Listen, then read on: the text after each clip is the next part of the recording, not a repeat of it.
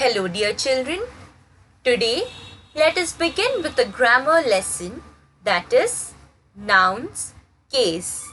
So first let us know, what do we mean by case? A noun can be used as an object or a subject of any given verb and can also be used to show possession. Possession means ownership.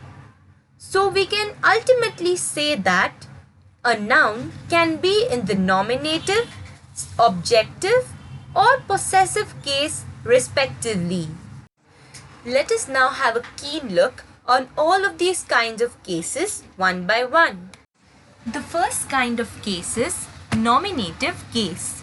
When any given noun is used as the subject of the verb in the sentence, we can say that the noun is in the nominative case. Let us understand this better with the help of a few examples. Rita played basketball. Here you can see that Rita is the noun as well as she is the subject of the given verb played. So we can say that Rita is in the nominative case. Another such example is Sonita brought a gold ring. Here you can see that Sonita is a noun as well as she is also the subject of the verb bought. So we can say that Sonita is in the nominative case. So the second type of case is objective or accusation case. When any given noun has been used as the object of a verb in the sentence, we can say it to be in the objective or accusation case. Let us understand this better with the help of a few examples. The man hits the door. Here you can see that the door is the noun and it is also used as the object of the verb hits. So we can say that the door is in the objective or accusation case. The second example is Janvi paints a pot. Here you can see that a pot is the noun and it has been used as the object of the verb paints. So we can say that a pot is in the objective or accusation case. An important thing to note here is, to find out the object of a verb, we put what or whom after it. In a sentence, the man hits what? The door. So the door is the object. In a whole thing, we can say that whenever we ask questions, the answer can be given only by an object of the sentence. Let us now know something about direct and indirect objects. The nouns naming the person is said to be the indirect object of the verb, and the noun that names the thing about which something is said to be the direct object of the verb. For example, the teacher is the subject, whereas taught is the verb. And maths is the direct object because we are telling that the teacher taught maths to Diya. This is the sentence. According to this, the object in the sentence is maths, whereas about whom we are talking, it is about Diya. So we can say that Diya is the indirect object, whereas maths is the direct object. The third type of case is possessive case. As told earlier, when a given noun shows possession or indicates the ownership over something, it is said to be in the possessive case. Let us understand this better with the help of a few examples. The dog bit the girl's leg.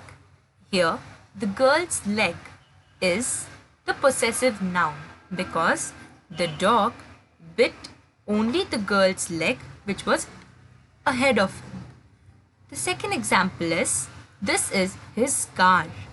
This shows the possession of someone over their car. So we can say that these show the ownership or possession over some object. The next important topic is formation of possessive case. The possessive case of a singular noun is mostly formed by adding an apostrophe and s to it. For example, The Roy's car is new. Here you can see that Roy is the noun in the sentence. We make it in a possessive noun as Roy's by adding apostrophe and s to it. With singular nouns end in s, both apostrophe and apostrophe s are acceptable. You can see and understand it with the example given. Mr. Pice's car is new or Mrs. Pye's car is new. Both the sentences are correct. With plural nouns that end in s, we add an apostrophe after s. Here we do not use s, we use only apostrophe. The uniforms of the nurses uniform. The hostel meant for the teachers hostel. The club meant for the residents club. The plural nouns that do not end in s, we use apostrophe s. For example, the gym for women, we say it as women's gym. Books for children, we say it as children's books.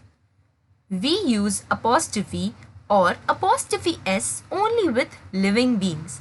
Apostrophe is not used with the non-living things. For example, we don't say it as the chair's leg. We say it as the leg of the chair. At some times, we may personify an object and treat it as a living being.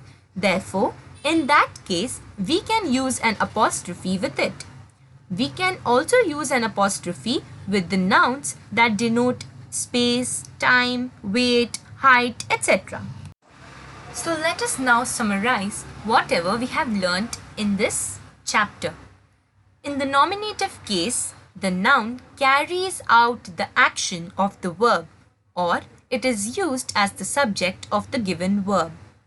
In the objective case, the noun has the entire action of the verb carried out upon it, or it is used as the object verb also.